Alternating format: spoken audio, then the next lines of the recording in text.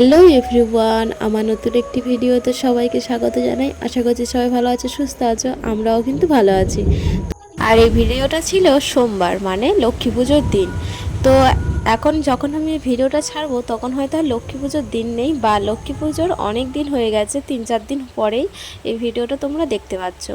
কিন্তু তবুও সবাইকে জানাই লক্ষ্মী পুজোর অনেক অনেক সবে শুভেচ্ছা। সবার লক্ষ্মী পুজো অনেক অনেক ভালো কেটেছে নিশ্চয়ই। অবশ্যই কমেন্টে জানিও কার কেমন কাটলো লক্ষ্মী পুজো। আর দেখো, এই যে প্রথমে দেখাচ্ছি আমি, দেখো কি সুন্দর করে আলপনা করেছি। অতটাও ভালো পারি না, যে টাকা পেরেছি সে টাকাটাই করেছি। আর এই তো দেখো আমার ছোট্ট মা লক্ষ্মী এখন বসে বসে দেখছে আমি এঁকেছি সেগুলোকে। তুমিও মা লক্ষ্মী? হ্যাঁ,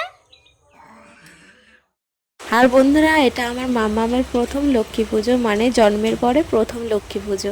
আগের বছর ঠিক এমন সময়ে মাম্মাম আমার পেটের মধ্যেই ছিল। মাম্মামের কিন্তু জন্ম হয়েছিল ঠিক এমন সময়, যেই সময় আমাদের ধান ক্ষেত থেকে বাড়িতে মা লক্ষ্মী আসে, মানে ধান চাল আমাদের বাড়ির মধ্যে আসে। ঠিক সেই সময় কিন্তু আমার মা লক্ষ্মী আমার পেটু থেকে আমাদের বাড়ি এসেছিল। চলো বন্ধুরা, আমি এখানে কি বলছিলাম তোমাদেরকে সেটা আমি এখন বলি। এখানে আমি বলছিলাম এখন বাজে না 12টা, 12:30টার মতো। আর আমি না এখনও মামাকে কিন্তু স্নান করাইনি, আর আমিও কিন্তু তখন স্নান করিনি। তখন দেখি হুট করে ব্রাহ্মণ মশাই চলে এসেছিল। আর তখন তো আমি নিজেও স্নান করে নেই, আর পুজোর তো কোনোই জোগাড় করিনি, কারণ আজ তো পূর্ণিমা লেগেছিল ঠিক 11:30টার দিকে। তার জন্য ভেবেছিলাম হয়তো, আর এমনি প্রতি বছরই কিন্তু ব্রাহ্মণ মশাই দেরি করে আসে, তার জন্য ভেবেছিলাম হয়তো ব্রাহ্মণ মশাইয়ের আজকের আসতে হয়তো 2টা-2:30 বেজে যাবে। তো আমি কিন্তু ঠিক টাইম মতোই সব কিছু করে দিতাম ওরকম সময় এলে। কিন্তু আজকে যে এরকমভাবে হুট করে চলে আসবে আমি একদমই বুঝতে পারিনি। তো হুটপাট করে আমি জাউমাক করে স্নান করে এসে ঝপ করে দেখো এখানে গোটা গোটা ফল ধুয়ে দিয়েছি। আর যেই আমি মটর ভাজার প্যাকেট, ছোলা ভাজার প্যাকেট আর খই টইগুলো এনেছিলাম, সেগুলো কিন্তু আমি কেটেও দিতে পারিনি, গুছিয়ে দিতে পারিনি। তো তার জন্য আমি দেখো এখানে ধুয়ে গোটা গোটাই দিয়ে দিয়েছি, প্যাকেটগুলোকেও গোটা দিয়ে দিয়েছি। আর এই যে দেখো স্টিকারওয়ালা একটা আম পাতা এনেছিলাম, আমের পল্লব যেগুলো হয়, তো সেটাও কিন্তু খুলে পড়ে গেছে। আটাটা সেরকম নয় বলে খুলে পড়ে গেছে। আর এখানে দেখো, এই যে এখানে ঘরটাকেও কিন্তু আমি সোজাভাবে ঠিকঠাক করে গুছিয়ে মানে দিতে পারিনি, বুঝতে পারিনি তাড়াহুড়োর মধ্যে, মানে এতটাই তাড়াহুড়োর মধ্যে দিতে হয়েছে। এখানে আমি কিছু কথা বলছিলাম, আর এতটাই মাইকের আওয়াজ হচ্ছিল, মানে আমাদের গ্রামে না লক্ষ্মী পুজো হয়, তো এখানে মাইকের আওয়াজ হচ্ছিল বলে তার জন্য আমি ভয়েসটা দিতে পারিনি। তো তার জন্য আমি এখন ভয়েস ওভার দিয়ে দিচ্ছি। এখানে কি বলছিলাম সেটাই তোমাদেরকে এখন বলছি।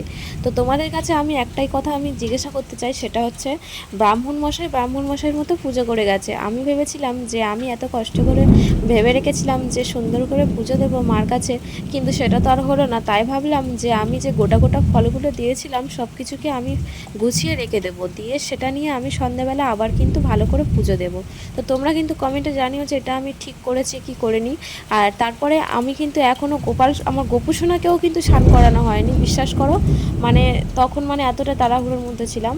তারপরে ব্রাহ্মণ মশাই পুজো করে চলে যাওয়ার পরে যেরকমই প্রতিদিন আমি গোপুসোনাকে স্নান করিয়ে খেতে দিই, সেরকমভাবে কিন্তু আমি গোপুসোনাকে স্নান দান করিয়ে খেতে দিয়েছিলাম।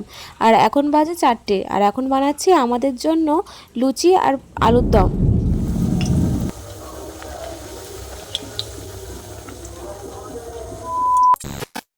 তারপরে বন্ধুরা, এই যে সন্ধ্যাবেলা চলে এসেছি, দেখো কি সুন্দর করে সমস্ত ফল টলগুলো আমি কেটে গুছিয়ে নিয়েছি, সাজিয়ে নিয়েছি। আর এখানে 2টো বাটাই করে দিয়েছি চিড়ে, আর একটা বাটাই দিয়েছি মটর ভাজা, ছোলা ভাজা আর খই। আর কি সুন্দর করে দেখো এখানে সমস্ত কিছু ফুল টুলগুলো কিন্তু আমি গুছিয়ে সাজিয়ে দিয়েছি এবারে। আর সন্ধ্যাবেলায় হয়েছে বলে কিন্তু ফুলগুলো একটু মরে মরে গেছে।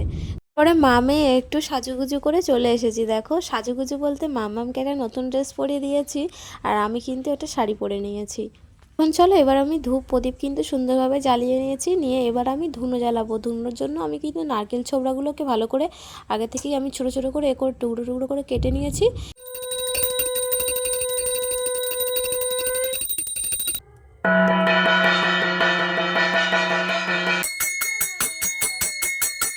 করো করো, হরে রাম হরে রাম। এবারে কিন্তু আমার পুজো হলো কমপ্লিট, আর আমি কিন্তু এখানে প্রণাম করে নিচ্ছি দেখো মার কাছে। আমার ছোট্ট মা লক্ষ্মী তো আমার পেছনেই ছাড়ে না, দেখো আমার পেছনে দাঁড়িয়ে আছে। আর আমি আমার মন ভরে আমার মাকে পুজো দিতে পেরেছি, মা লক্ষ্মীকে। তো এতেই আমি খুশি। আর তোমরা হয়তো অনেকে বলতে পারো যে পুজো দেওয়া প্রসাদ আবার পুজো দিতে নেই। তো আমি এখানে একটা কথাই বলি, আমি কিন্তু এখানে অনেক কিছুই তখন দিইনি। যেরকমই চিড়ে, তারপরে ছিল আখ, তারপরে ছিল তালের আঁটি। তো এগুলো কিন্তু তখন আমি দিইনি, এখন সেগুলোকে আমি দিয়েছি। কে কী অবস্থা, এদিকে কে এরকম করে হেঁটে হেঁটে চলে গেল। ও ও বাবা, আমার ঘরে তো ছোট্ট একটা মা লক্ষ্মী আছে না, সেই তো আমার ঘরে এসেছে কোল আলো করে। আমার ঘরে সমস্ত আলো তো সেই জ্বেলেছে।